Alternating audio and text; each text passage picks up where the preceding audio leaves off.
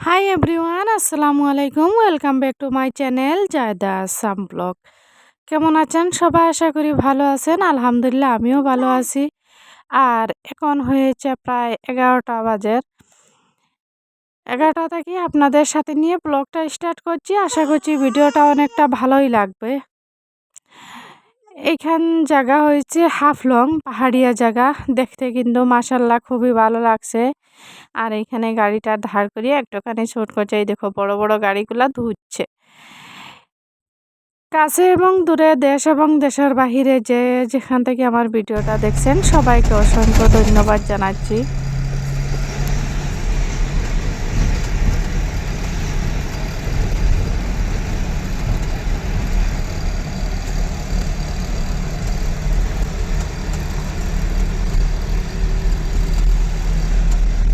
জায়গাটা দেখতে কেমন লাগছে কমেন্টে জানাবেন। আমার কিন্তু খুবই ভালো লাগছে। পাহাড়ের মাঝে মাঝে রাস্তা এইদিকে যেতে কিন্তু খুবই ভালো লাগে। এইটা দিয়ে গিয়ে তারপর শিলচর যাওয়া যায়, মানে করিমগঞ্জ শিলচর যাওয়ার রাস্তা এইটা। যারা শিলচর আর করিমগঞ্জ থাকেন আসাম থেকে, এইখানে যাওয়ার রাস্তাটা এইটা খুবই ভালো লাগে। রাস্তাটা দেখি কিন্তু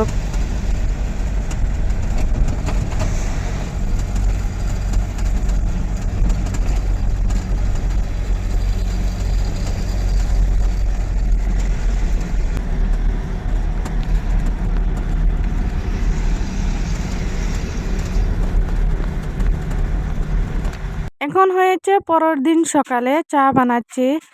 আর আমার তো চা নিয়ে কথা, কোনো চা তো খেতেই হবে। আর ম্যাগি বানাচ্ছি আজকে, কিন্তু রুটি করছি না, ম্যাগি বানাচ্ছি। আর ছেলেকে টিফিনে ম্যাগি দিব। ভিডিওটা কেমন হয়েছে প্লিজ কমেন্টে জানিয়ে দিবেন। আর কথায় যদি ভুল হয়ে থাকে বা ভিডিওতে যদি কোনো ভুল হয়ে থাকে প্লিজ ক্ষমা দৃষ্টিতে দেখে নেবেন। ওইদিকে তোমাদের দুলাভাই আম গাছে আম পাড়তে উঠছেন, একটুখানি শ্যুট করলাম। আর এই দেখো কতগুলো আম পাড়ছেন।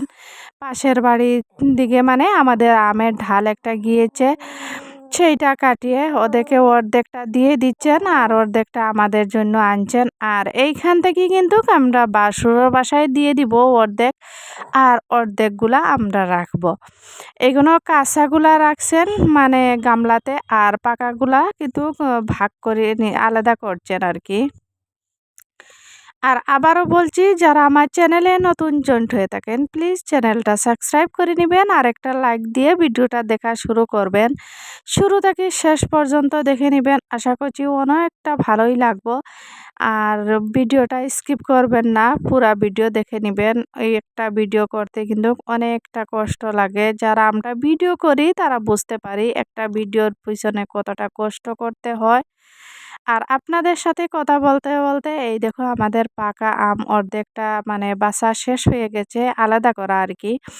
আর কিছুটা রয়ে গেছে, এটা আলাদা করিয়ে তারপর বাসুরও বাসায় যেগুলা দিব এগুলা মানে তোমার দাদাভাইয়ে ব্যাগের মধ্যে ঢুকিয়ে দিয়েছেন। এই দেখো মানে বেশিরভাগটা দিয়ে দিব, অল্প কয়েকটা আমরা রাখবো। আর কাঁচা আমের চাটনি বানাবো, বক্তা বলে বা চাটনি বলে, এইটা বানাবো। আজকে হয়েছে কাঁচা আমের ভর্তা বানাবো, আপনাদের সাথে শেয়ার করব, দেখে নেবেন। আর কে কোথায় থাকি দেখছেন প্লিজ কমেন্টে জানিয়ে দিবেন। আর আমি কমেন্টের রিপ্লাই দেওয়ার চেষ্টা করব, মানে দিব আর কি, চেষ্টা কি। এই দেখো তোমাদের দুলাভাইয়ে কিন্তু কাঁচা আমগুলা ব্যাগের মধ্যে রাখছেন। এখন বলছি পাকা আম কয়েকটা দিয়ে দেও। আর পাকা আম দিলে আর কাঁচা আম দিলে সবগুলা মিলিয়ে কিন্তু নিয়ে যাবে ওদের বাসায়। নিয়ে দিয়ে ছোট্ট একটা গাছে প্রচণ্ড আম ধরছে। হ্যাঁ, বাড়িতে গাছ থাকলে আল্লাহর নিয়ামত। দেখো কতগুলা আম, এগুলা কিনতে গেলে কিন্তু অনেকটা মানে মাপার তো ওজনের। আর এই দেখো আমি কিন্তু আমগুলা ছুলিয়ে নিয়েছি, নিয়ে এখন তোমার দাদাভাইয়ের পালা, মানে তোমার দুলাভাইয়ের পালা। মানে মেয়ে অনেক কান্না করছে, তাই জন্য উনি বলছেন দেও আমি নিজে করিয়ে নিব, তুমি মেয়েকে কুলে নিয়ে বসে থাকো। মাশাল্লাহ অনেকটা হেল্প করেন গো, সত্যি বলছি। তারপরে এই দেখো আম চাটনি করছেন, কিভাবে আম চাটনি করেন সেই রেসিপিটা আজকে দিচ্ছি, আপনারা সবাই দেখে নেবেন। যেহেতু আমার ব্লগ চ্যানেল তাই জন্য মানে কিছু ব্লগ ভিডিও শেয়ার করিয়ে তারপর আমের চাটনিটা দিয়ে দিচ্ছি। আর এইভাবে আমি মেশিনে বানিয়ে করি, ভালো লাগে, কিন্তু আমার টক একদমই পছন্দ না, আমি খেতেই পারি না। তোমার দুলাভাই অনেক পছন্দ করেন। এগুলা রসুনগুলা না মানে পুড়িয়ে নিয়েছি, তারপরে শুকনা লঙ্কা, স্বাদ মতন লবণ, এগুলা রসুন কিন্তু একদম তেতো তেতো করিয়ে নিয়েছেন। আর এখন লঙ্কাগুলা ভাঙ্গিয়ে সবগুলাই একসাথে লবণ দিয়ে মাখিয়ে নিব। ধনিয়া পাতা থাকলে অনেকটা ভালো লাগে, তারপরে খেতেই ভালো লাগে, কিন্তু ধনিয়া পাতা নাই, কি করব। শুকনা লঙ্কা দিয়ে কাঁচা মানে স্বাদ মতন লবণ দিয়ে রসুন দিয়ে মাখিয়ে নিয়েছি। এইভাবে ট্রাই করে দেখবেন, আমের ভর্তা খেতে কিন্তু দারুণ লাগে। এই দেখো পরিমাণ মতনে লবণ দিয়ে দিচ্ছেন, দিয়ে ভালোভাবে মাখিয়ে নিবেন। আবারও বলছি, অনেকে বলতে পারেন সব কাজ হাজব্যান্ডকে দিয়ে করাই, না গো।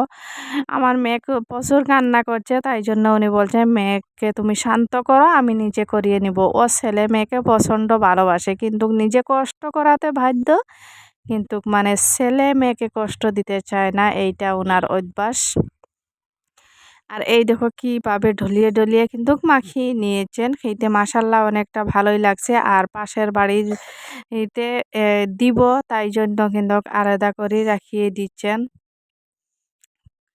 আমি বলছি পাশের বাড়িতে দেওয়ার জন্য কতগুলা দিয়ে দাও, এইখানে বাটি দিয়েছি, এইগুলা নিয়ে পাশের বাড়িতে দিব, ওরাও খেয়ে নেবেন। ওদের বাড়িতে আম গাছ নাই, তাই জন্য কাঁচা আমও দিয়েছি কয়েকটা। আর এই তো বক্তা বানিয়েছেন চাটনি, বা বলেন কেউ বক্তা বলেন, বানিয়েছি, খেয়ে নিচ্ছেন। ভিডিওটা এখানে শেষ করছি। সবাই ভালো থাকবেন, সুস্থ থাকবেন। আল্লাহ হাফিজ। দেখা হবো নেক্সট ব্লগে, আবার নতুন ভিডিও নিয়ে আসছি। বিদায় নিচ্ছি সবার কাছ থেকে।